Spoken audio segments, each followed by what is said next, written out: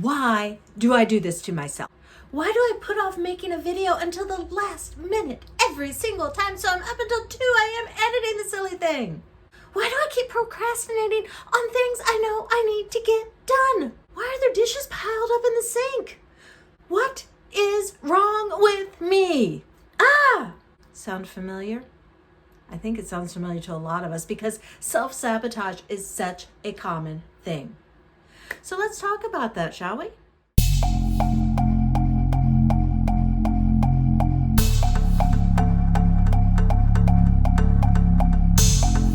I'm Marna, and thank you for joining me.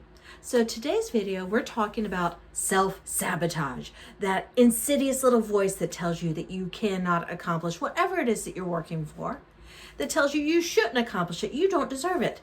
The little voice that keeps you from being the best version of yourself. So let's take a look at not only what it is and how it shows up in our lives, but why do we do this to ourselves? Why do we put ourselves through this mental anguish? And what can we do to make it stop? All right. Boober, are you ready? Boober's always ready. So let's get on with this and dive right in.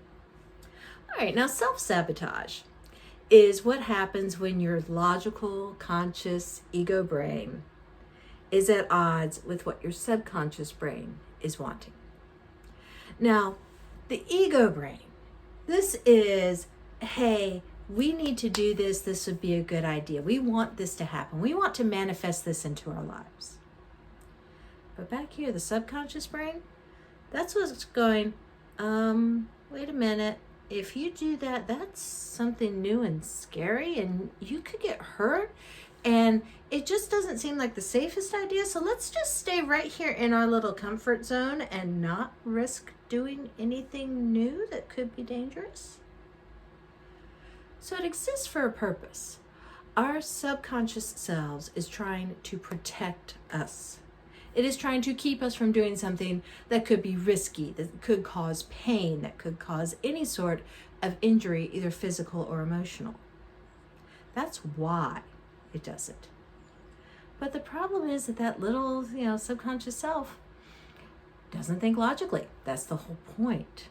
It's working entirely on self-defense. And not on expansion, not on growth, not on becoming the better version of yourself. To your subconscious brain, staying in the status quo is the only thing that is truly safe because it is the only thing that is known. That is the downside of living completely in the moment. There is only what is known at this moment. There is no dream of what could be in the future. So when your logical brain, your ego brain is sitting there going, big dream, big dream, big dream, let's manifest all of this. Your subconscious really doesn't know how to process that. I mean, all it knows is current moment, not what could be, not what we could grow into, not what is forecast to happen, just current moment. And because all it knows is current moment, and only current moment is the safe known quantity, it will sit there and tell you, you can't do that. You can't have that. You cannot become that because there's only the now. It's trying to prevent pain. It's trying to deal with cellular level fears of change and of uncertainty. But the result is we hesitate instead of reaching out and grabbing new challenges. We give up on our dreams and our goals. And in the long run, we know we missed out, but we're really not sure why. Now, before I go any further, I do want to give a shout out.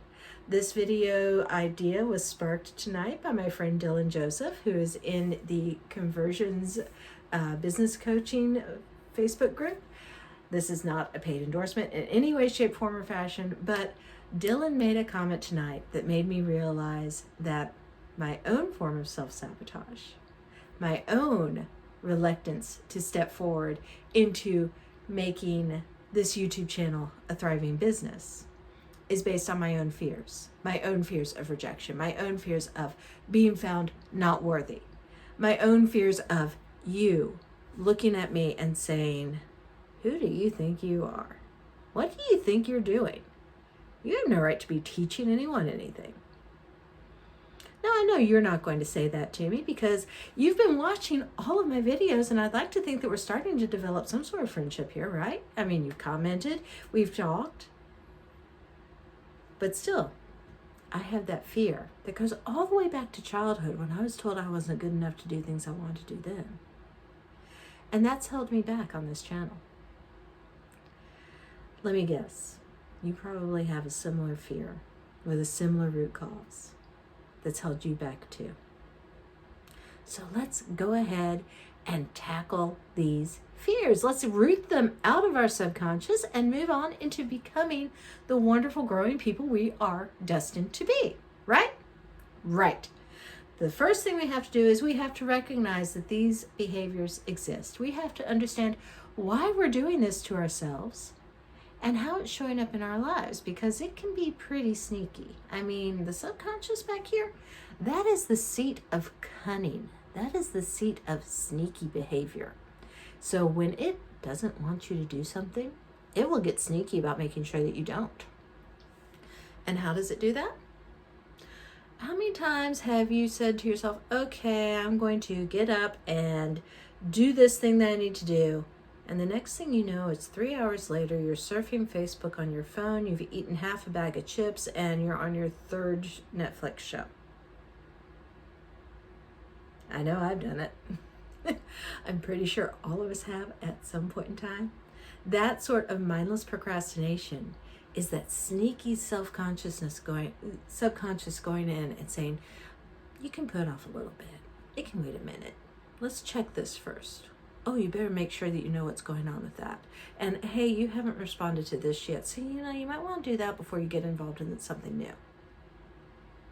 All those little teeny procrastination moments that lead to us not getting anything done. And trust me, if you have any form of executive dysfunction, that's exactly where this is going. I mean, those of us who have dealt with executive dysfunction know that this sort of thing can sideline you, not just for a couple hours. If you're not careful, you'll be sidelined for 2 months before you even realize it. Now, the next way that the subconscious tries to control you is through negative self-talk. Now, I already have a video on negative self-talk and imposter syndrome, so I recommend that you check that out. But, just let's look at this again. Negative self-talk is when we sit there and we look at ourselves and we say, I couldn't possibly do that. There's no way I could accomplish that. How could I possibly run a business? I don't have a business degree. I have a master's degree in science, for heaven's sake. What do I know about business? What do I know about anything? How could I possibly reach out and help someone else? I mean, who do I think I am? I don't have my own life together. How on earth could I help someone else? Any of that sound familiar? Because that's kind of the internal monologue that I dealt with. Notice dealt in the past. I've been working very, very hard on getting past this. And it is a work in progress. It will always be a work in progress because my subconscious is always going to try to keep me safe by convincing me to retreat into the known. But I'm determined to grow. I don't know about you. And one of the third ways that we tend to self-sabotage is perfectionism. Perfectionism is the bane of my existence currently because I want things to look incredible. I want to make sure that I am providing the best value possible. And then I look around and my bed's not made. And it would be really, really easy for me to stop filming and get up and make my bed and then come back and start this entire thing all over again. But that would waste a lot of time. It'd waste a lot of effort. I may not do a good job with it. And really, if I hadn't just pointed out that my bed wasn't made, would you have noticed? Maybe, maybe not. Would it have made a difference? Probably not. Perfectionism is the enemy of accomplishing anything. When you get bogged down in the need for it to be perfect, you prevent yourself from acting at all. Like I said, that subconscious brain, that's kind of a sneaky little thing back there. So once you've started to recognize what your habits are that keep sabotaging what you're trying to accomplish, that's when you can start looking at the root causes. Why are you doing this? Why are you doing it this way? Where is this coming from? What pain point in your past is unhealed and manifesting in this self-sabotage in the current time? Now, I do have a video on healing your inner self. So pretty in-depth, so I'm not going to go into the whole thing now because this video is already getting long enough as it is. But I do recommend that you check it out. Once you've identified those root causes, once you've started finding those sources of the shadow self within you, and you've started embracing that shadow, recognizing its purpose, and making it unneeded, then you can take some time and just do some self-reflection. Run a self-inventory. See where it is that this is likely to crop up in your life next, so you can get the jump on it and try to prevent it from happening more often. If you know that certain things cause you to start procrastinating, if you know that certain things cause you to put off doing something you don't want to do, like, reaching out and making contact with people and asking if they want to receive a call to discuss whether or not they would be interested in a program. Hey, that's me. Once you recognize that that is likely to happen, then you can be prepared for it. You can buffer yourself for it. You can sit there and put down on your calendar, at this time I will reach out to this person and do this. Mark it down, write it out, set a schedule, and that way you are less likely to put it off for another 5 minutes. They're not going to know. Then you can start finding your own positive inner voice. Because the inner voice doesn't have to be this negative, you can't, you are such a loser, how dare you even think this. Your inner voice can also be a voice of growth. It can be a voice of support. You can take all the energy that you would give to your best friend and choose to give it to yourself. You can look at yourself in the mirror and say, hey, look, I know you're working on this project, and I know it's intimidating, and I know how you feel about it. But hey, you've got this. You really do. You have the skills to do this. You have the ability, and Lord knows you care. And that caring, that authenticity, that genuine you is showing through. Do you know how rare it is for someone to care about the world like you do?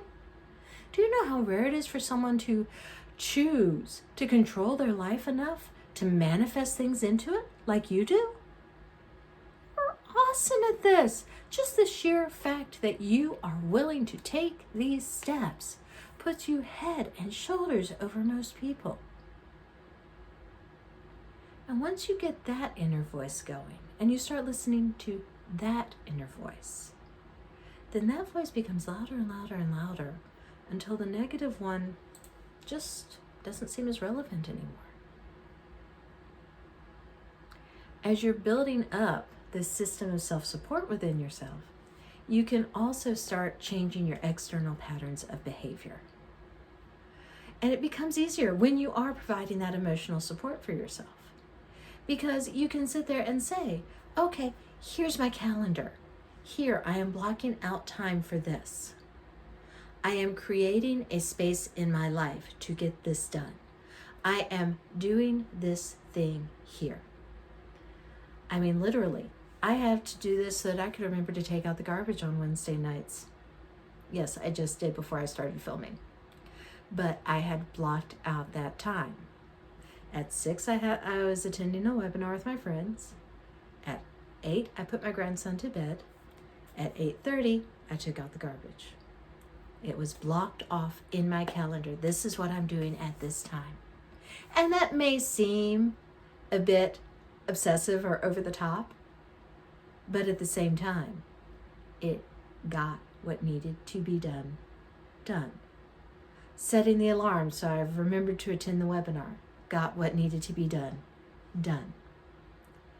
Setting additional alarms so I knew when to tell my grandson to get his bath and I was ready to read him his story at bedtime. Got what needed to be done. Changing patterns of behavior is done one small step at a time.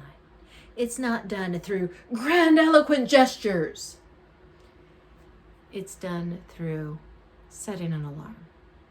It's done through showing up when you said you would. It's done through making the small change necessary so that those small changes can add up to the big, massive shifts in your life. Because it's in making these small changes that you can set the big goals, make the big plans, and do what needs to be done to achieve them. I mean, let's face this, you can do this. You've got the chops for this. You're smart enough. You are prepared enough. You can do this. I have faith in you. I have faith in me. So, what are you willing to do? What change are you willing to make to stop sabotaging yourself? To recognize what you've been doing, why you've been doing it, and to say, I'm not going to keep holding myself back.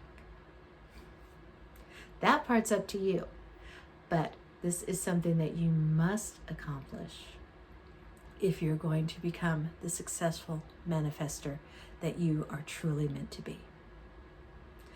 I'm Marna. If you would like more information on manifesting, I do have a free PDF that I would be happy to send you. Drop me an email at marnarenee@gmail.com and I will get it right out to you. That breaks down all of the steps of quantum manifestation for you. Thank you so much for joining me and have a beautiful night.